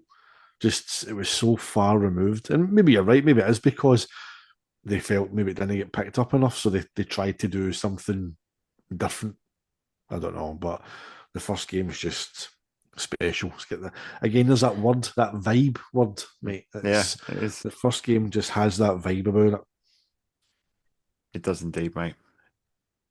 Okay. Back to me then. So if we're talking heavy hitters, I'm going to jump in with Skies of Arcadia. So already mentioned it earlier on when we were talking about the GDMUs, but it's a game that thankfully I think we might be getting at least a port or kind of mild remastering of, maybe even a remake. We Seems don't to know. All be. we know is it got Mm. got the trademark renewed, but in essence, you're looking at a very traditional JRPG for the Sega Dreamcast, focusing on Sky Pirates. But what kind of makes it unique is, I think, once again, is that vibe, is that atmosphere. It's a very cheery, colourful game with a very likable cast of characters. There's no edginess in it. There's no angst. You haven't got Cloud Strife or a Squall Leonhardt moping around trying to be all kind of edgy. It's not overly dark. It's mostly you just play this game with an absolute smile on your face. The graphics are charming, beautiful, bold, and smooth. You've got a large world to explore on your air pirate ship, and the story takes you into various different places. And that's not to say that just because the demeanor of most of the characters and the cast and most of the setting is quite upbeat and optimistic, but it does have powerful moments. It has emotional moments. It has dark moments. It has drama. It basically has everything, but it doesn't really lose sight of kind of what it is. In a lot of ways, it feels like a natural successor to Grandia Mm. because Grandia has a similar kind of vibe to it in that it's quite an optimistic young protagonist, just out to explore the world kind of way. So there's a lot of parallels, I think, between that and between the two of them are two of the greatest RPGs I've ever played. But Skies of Arcadia, just the premise of it is fantastic. The battle system, I really do enjoy how it uses kind of your special abilities in there. Some of the bosses as well, I thought were really good. The one in the temple, I remember really enjoying. But the random battles are probably the only place where it might divide a little bit of opinion, especially when you're flying through around in your airstrip and every few minutes you're being pulled in. And I think that might be Mm. something that they did change in the GameCube port. I think it might be one of the few remakes that did improve on things, but the GameCube version is kind of fundamentally different to the Dreamcast one in a lot of ways, which means the Dreamcast one still is worth revisiting. Yeah, just an absolutely fantastic, charming, beautiful experience from beginning to end. And one of the finest experience. I didn't actually play through it until probably about 6, 7 years ago. And yeah, absolutely loved every minute. I got my physical copy in piecemeal. I got the back case and the second disc in one auction on eBay you, for about a you've tenner. told me I about got this. the I got the first disc only in another auction. I got the manual in another one, so I ended up paying around 30 quid for it. When the game at the time was going for around 50 to 60. Sadly, it goes for a fair bit more than that now. But there's ways to play it, emulation and your ODE devices. So definitely Yeah. seek this out, especially if you're a fan of JRPGs. Um, any thoughts on this one, mate? Again, one which passed me by back in the day purely due to the genre. And like yourself, only kind of recent years have I kind of run into it. I did start a new game of it about 2 years ago. I played the first couple of hours of it, and I've just again with time just never went back to it. But you're right, mate. It's got that kind of that nice charm to it. Like you can tell there's emotion behind it. You can see like even the expressions the characters have got. There's a lot of emotion in there. Looks beautiful. It's colourful. And that's the thing. Like the Final Fantasy games, like 7 and 8 especially, they're very dark and moody and broody and just you know, but as you said, about angst and just Yeah. just hard times and just conflict. Whereas like Skies is very much telling a story, but doing it in a way that I think is a bit more engaging, a bit more easy on the eye, not quite as downtrodden. It's one that I need to go back again, man. It's just games just rack up, man. The amount of times that I talk to you about games and I go, I need to play that, or I need to play that, or I need to go back to that. Like Yakuza Zero, like there was a point I was really invested in that, and then when I stopped playing the game and like life gets in the way, like I struggle to kind of find my way back to it because then something else comes up that gets my attention. Like I want to go back to. I've not played. I looked at my Xbox, which I've had on for the first time in a long time, and I'd been taking captures in Rogue City, no Rogue City, and Unfinished Business, the RoboCop game. 38 days ago, mate, was the last time I had my Xbox turned on, and I've just again just cut off. But now Sonic Racing Cross World just came out, and we're having to review that, so that's brought me back to that. So I'll need to put some time into that. But will I get to finish it? Probably not, because something else will come out that'll need time. It's like, oh, mate, there's not enough of us to do what we want to do. You know what I mean? But we do what we can, mate. But that's one that for me is a proper, like, in the context of this actual episode, that is a genuine bucket list Dreamcast game for me. The Skies of Arcadia. I need to finish it. Yeah, the frustration with it is it's not a short game. It is a good Oh, aye. 50-hour game. Yep.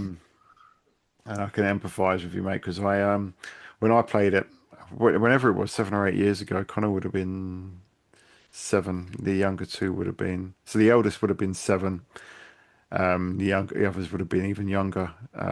And yeah, 50 hours. And at the time, I didn't have I just had the Dreamcast set up in the living room. It's got connected directly to the telly. And it took me a good 6 or 7 months to get through it. Aye. Playing that and very little else. It Mate, was I remember like whenever, like, I think just up until my first was born, like the first kind of year, like she was here, that things kind of like tailed off until obviously you would expect that. But like I look back at the time that I sank into like the division, right? And like, I looked at my save game for Assassin's Creed Origins, and I love that game. And 75 hours I've put into that game. And I looked at it and I went, there's a version of me in the past that's going through that right now that has no fucking idea that the time that they're getting to spend on that game will never happen again. But like the division, I went from the beta to the final game, all the way through the season pass campaigns, everything with the same group of guys. I must have put 200-300 hours into division easily, easily. Yeah. Must have been just with the amount I was on that every single night, mate. Like my wife would go to bed. We had no kids at the time. Wife would go to bed. She'd watch her programs. Xbox would go on about 9 o'clock. I'd sit up to about 3 in the morning, like with the same group of guys. One bunch of boys from Wales. Big guy called Robert. Absolute gent. So he was brilliant at dropping gear set pieces. Outstanding, man. Great memories. But that's it, mate. Now I'm just getting like 5 minutes of Sega Rally does me. It's trying to find some kind of space to play something. Yeah, it's tough, mate. I mean, even mine are older, and um, it's still tough to find the time. And even when I get invested, I've probably been playing Hollow Knight, and then I've not played that this week because Crossworlds landed and other stuff is going on. It's just there's always something, mate. But yeah, Skies of Arcadia definitely one that, even if you just chip away at it, it's just one that. But I think, we're saying these are the games that you need to play, and I think even between the two of us, we're talking about games that I've got to play Illbleed. I really do. So there's games that we need to play, and that's definitely one that anyone who enjoys the genre at least should check out. And even if you don't, there's enough of kind of whimsy in the adventure just to appeal to anyone, I think. So yeah, cool, mate. Come to you for your sixth. Sixth and final game, I believe. Yeah, we'll do Six a dozen of apiece. these. Yeah. So I'm going back to a Japanese launch title because it remains the only mainline Virtua Fighter game that has not left the Dreamcast, and being in an arcade in Yakuza doesn't count. Of course, going for Virtua Fighter 3 TB, a much maligned, wrongly, in my opinion, port by Genki of the Model 3 Behemoth from 1997. But a game that I think is unfairly overlooked because of its Western impact, which is pretty much sums up Virtua Fighter in its early days quite well. But when it launched in Japan, yeah, it launched in amongst four games. It was at July, Pen Pen Trisalon, Godzilla, Virtua Fighter 3 TB. It was clearly the most appealing title, but Sega using Virtua Fighter to sell consoles. That's just what they did with the Saturn as well. But the game, when it came out in the West, it was a launch title in the UK. It came out 2 weeks after launch in the US.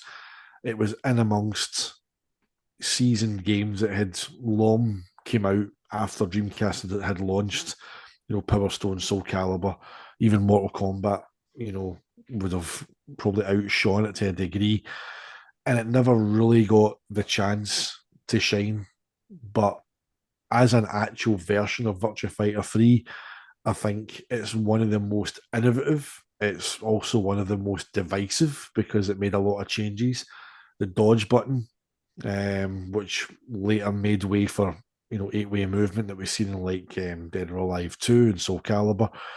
But the undulating stages added so much to the gameplay, whether it's on Lion stage with the kind of big red staircases or Kage's kind of temple with the kind of the steps that go up to the temple, Aoi stage where you can be smacked off into a waterfall off the edge of a cliff.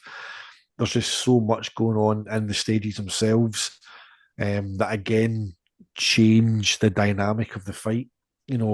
Those along with the dodge button make Virtua Fighter 3 and 3TB a completely different game to VF1 and 2, VF Remix, and even VF4 and 5 that followed. VF4 obviously went back to, flat stages but destructible elements in terms of fences, terrain that can deform under your ground, snow, sand, things like that. But it still stands, I think, as the most unique version of Virtua Fighter because it was Sega trying to do something a bit different, and bits of it stuck, bits of it didn't, and they kind of abandoned the two major parts: the guard, the dodge, and the undulating stages. But I think there would be a lot of people who have overlooked VF3 who have probably thought it's just that crappy Japanese launch title. It's just another Virtua Fighter game, but it is dramatically different enough from the other four games in the series because it tried to do something different in collaboration with the Model 3 hardware. And the port on Dreamcast, yeah, the Japanese version doesn't have a dedicated versus mode. You've got to start arcade mode, then press start on the second controller to then go back to the character select screen. But again, that's how it was in the arcade. It was just replicating the arcade setup. People would walk up, stick their pound in, and challenge you. Press a button, your game was interrupted. New challenger! And that was you away. So also, it was added to the Western versions. They fixed things like the shadows. They've done little kind of tweaks and things like that. But it's very bare bones in terms of there's no extra content like you got in like Soul Calibur, mission battle mode and stuff like that. So I could see why Western audiences maybe overlooked it. But I think people, if you are a fan of this hobby, if you're a fan of this company, of this system, and you maybe have overlooked it, or you're embarking on your first journey with the Dreamcast and you want to look back at historically important titles, then VF3TB is right up there. As I say, it's the most unique Virtua Fighter game of the series, and it's still only on Dreamcast, apart from Yakuza. Well, yeah, I mean, it's while you're saying all that, I think the line that I see repeated quite a lot is that Virtua Fighter 3 is the black sheep of the Virtua Fighter series. And I think that's a very Western view because the game's very highly regarded in Japan and it always was. I mean, there's Yeah, I mean, if it wasn't for the chip shortages and the stock shortages of the Dreamcast, it could have had a really good launch just based on Virtua Fighter 3 TB alone. Mhm. But obviously, it's had a bit of a resurrection because, yeah, Virtua Fighter 2 is generally the darling of the series, and that's always the one it gets a lot of reverence and a lot of re-releases. But Virtua Fighter 3 TB obviously got re-launched in the arcades in Japan, Yes. and people have worked hard to get that. Now that build now works on PC, which I haven't had a chance to try yet. I Mhm. did play the game in Japan and played it online, and there were players on there who kicked my ass. And but that game does have a lot of respect in Japan. And players were saying that they used to practice at home with the Dreamcast port. There are Yep. slight differences with the Dreamcast port, but it's close enough that professional players were using it to train for their arcade games. Now, obviously, in terms of Western appeal, Virtua Fighter has kind of always struggled, and I think that's probably kind of why Virtua Fighter 3 TB wasn't part of the initial launch lineup. Quite possibly it was leaning more towards Sonic rather than Virtua Fighter, but it should anyone that enjoys fighting games should definitely play it. As you were saying, mate, it's a very unique entry to the series. It's actually a very unique fighting game. There's no real games that play like Virtua Fighter, apart from Virtua Fighter these days. Even Dead or Alive is miles away. And you couple that with the game that is the most different to other games in the series in its own series, and you got a game that's really, it's quite unlike anything else that you can play in the genre because you've got the undulating stages, the way that guards and dodges move, and you've got the way that weight is represented in that game because certain throws and attacks and the physics all work Mhm. differently. If you punt, you do Jackie's double tap forward and kick. Big boot to the face, send someone like Pai Chan flying. But if you do it to Takara Arashi, he just goes just like kind of crumples, doesn't go flying backwards. You try picking him up, then you don't even get the full throw. And again, that's that sort of attention to detail that you don't actually see. That kind of careful consideration of how every single character reacts to every single attack from a gameplay perspective. So there was an awful lot going into an awful lot of thought that went into that, and it was a visual milestone when it released in 1996. And sadly, by the time it was on a console that was able to run it, visuals had kind of moved on, mostly thanks to that console and other games that came out during the intervening years, so as your Power Stone, Soul Calibur, etc. So sadly, the Virtua Fighter 3 TB port just gets a bad rap because of the time it was actually able to get ported to a console rather than the quality of the game itself. Because it's still a brilliant game. It's as good as any fighter, I think, from a pure gameplay perspective. It's as good as any fighter on the Dreamcast and beyond. And you can only play it on the Dreamcast and certain Yakuza games in arcades. But yeah, you have to make your way through about an hour of cinematics before you can do that. So it doesn't fully count. Aye. No. In terms of printed on a disc, sold in a retail box on its own to run on a dedicated console, the only place you can play it is on the Dreamcast. Indeed, mate. Indeed. Right. That leaves me to being for my last one, the last of this dirty dozen. Um, and I'm sorry, mate. And just as much as we've been gushing over Virtua Fighter 3 TB, the game I'm going to talk about for the last one is, of course, Soul Calibur. Oh, And um, what more can be said, really? Because the game is a visual tour de force when it launched, and I think we've talked at length for various times about how much of an impact it was seeing that. And it was the game when the Dreamcast launched in Power regions, people coming up to me going, "You've got a Dreamcast, haven't you? Have you got Soul Calibur?" That was the big game, and not for any marketing or anything. It was just this game is so good, but. I mean, why should you play it today? There's six other Soul Calibur games that you can play, and then there's been ports of that version onto various platforms. But the problem is, when it came to PS3 and Xbox 360, it dropped pretty much all of the modes. Yep.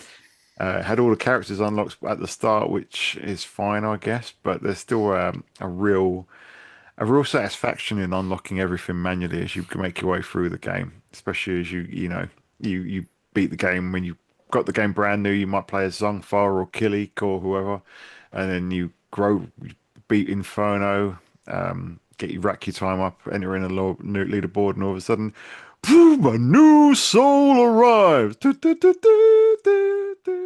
A new feature added. Yes. Uh, and the game just slowly opens up. And Soul Calibur plays brilliantly. It's one of the best playing fighting games I think ever. And when moved to Soul Calibur 2, it didn't feel quite right to me. There's people that say Soul Calibur 2 is the best one. But I never really, it didn't get its claws into me like Soul Calibur 1 did. No. And I wasn't as much of a fan of it. The visual style, there's something about the brightness and the colors. Soul Calibur 2 started getting all gritty and going down that path. I felt because I was playing the Xbox version, by the way, at the time, but it didn't quite hook me as the first game did. So I think Soul Calibur 1 plays the best. It's another one where I thought the more they add, it feels like they take away from the near Mm. perfection that they had from, because obviously Soul Calibur is not the first game, Soul Edges, but they just kind of refined it to its near perfect form to the point where do you go from here? Um, so I think it plays the best.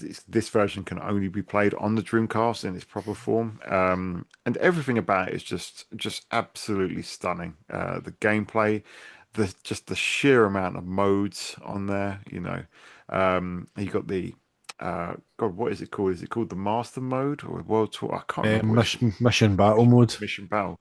God, that kind of really undersells it, doesn't it? Because it's just so Oh, vast. There's so many unlockables, and it's everything in that game is just pure gold dust.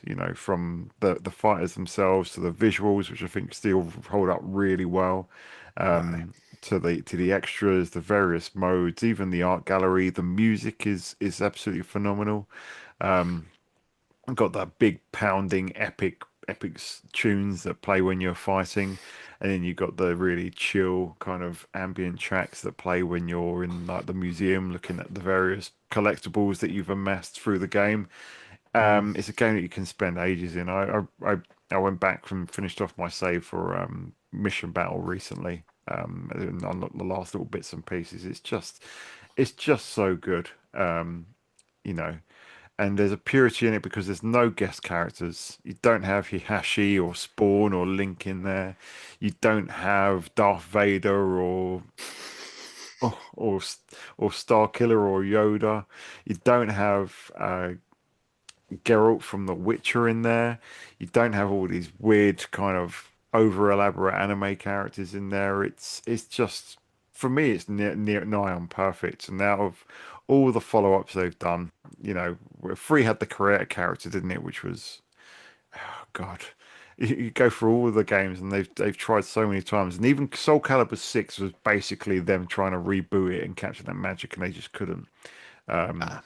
because it's so very, very good. And we've just talked about how amazing Virtua Fighter 3 TB is, how much of a unique experience it is. But for a game to kind of, in the public eye, render Virtua Fighter 3 almost redundant, it has to be some game. And even though I completely disagree with that kind of assessment, the fact is that Soul Calibur was that good, and as I said earlier, even supports the fishing controller.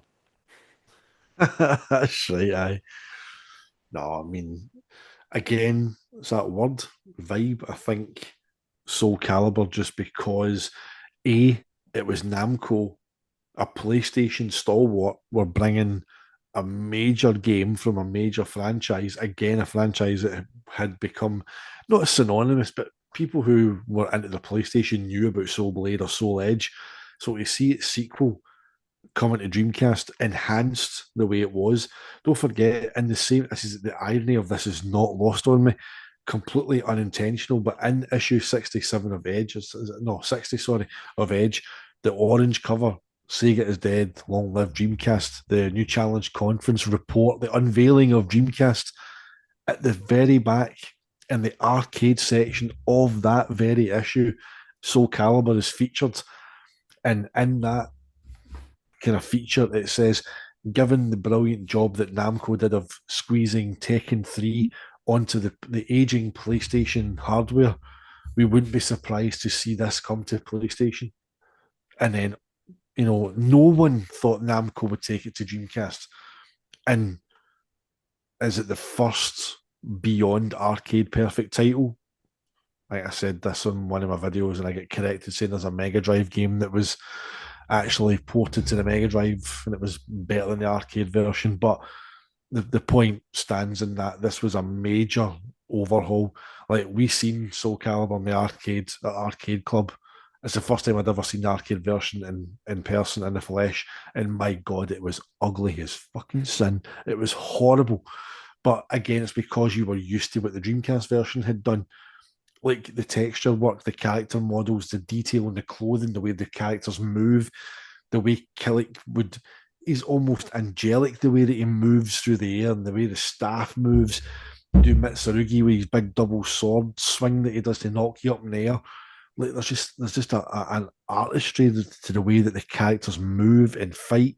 Each clash of a weapon, the sound is it's just there's so much depth to it. The music, the score is phenomenal.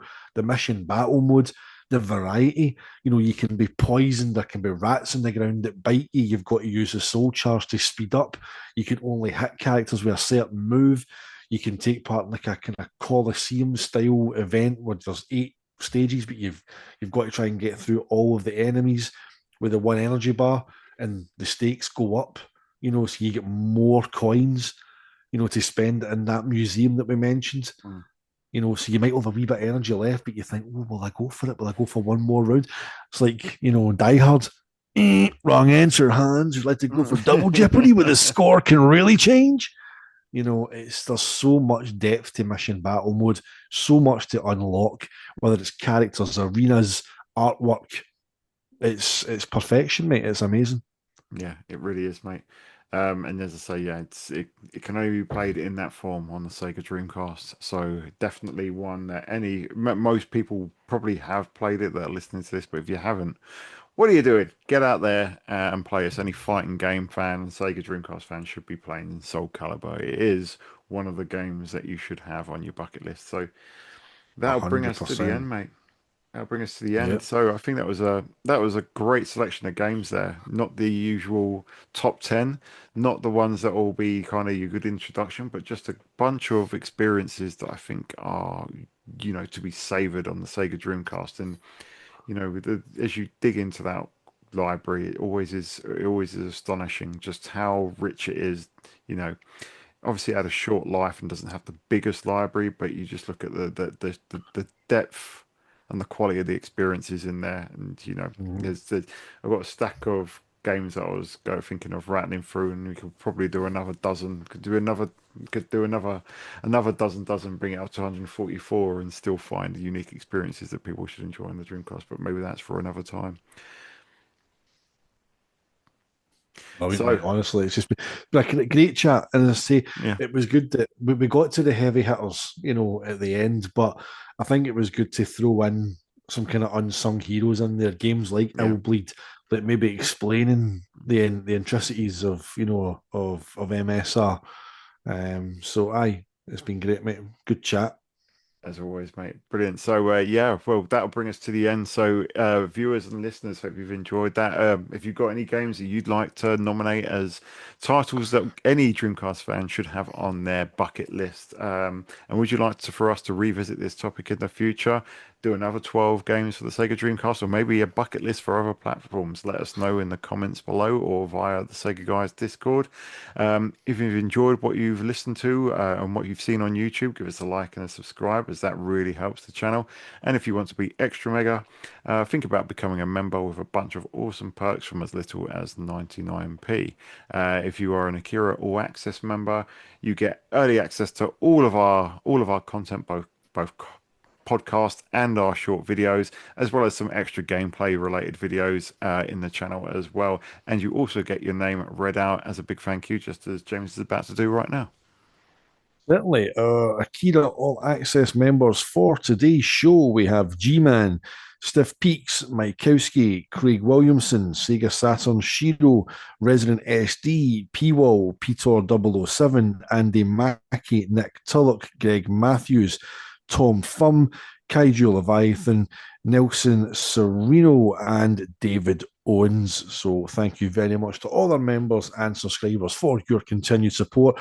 As we always say, you know, if a monthly subscription or a membership isn't your thing, that is no problem at all. We appreciate your time and spending it with us, listening to us talk about all things Sega.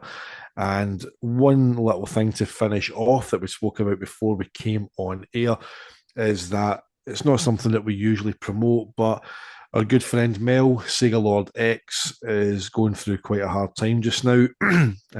His sister was diagnosed with cancer and had beaten it a few years ago, but unfortunately this year it has returned, and the treatment schedule is much longer and it's taken its toll on him and his family's finances. So basically he's been selling off or is about to sell off some gaming related items from his collection to try and help make ends meet.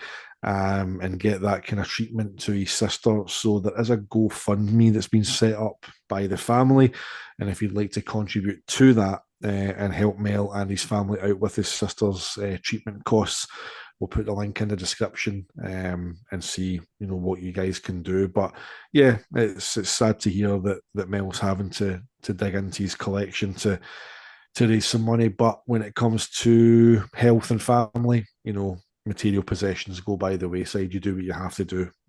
So wishing Mel, his family, and of course his sister all the very best. Yep, absolutely. Whatever we can do to support our friend Mel, we will. Has been a great friend to us, and yeah, it's tough to see him going through this. So we'll do what we can to support him, and yeah, anyone that enjoys what he does, urge you to do the same. And you know, I know things are tight for everyone at the moment, but what Mel's going through is extremely tough. So yeah, it's not something we usually promote, but you know, Mel's a good friend of ours, and Yeah. yeah, we'd really like to support him any way we can. So yeah, we'll keep the link in the description below. In the meantime, thank you everyone for stopping by and staying with us until the end. And until next time, we'll see you on the Sega side. You go.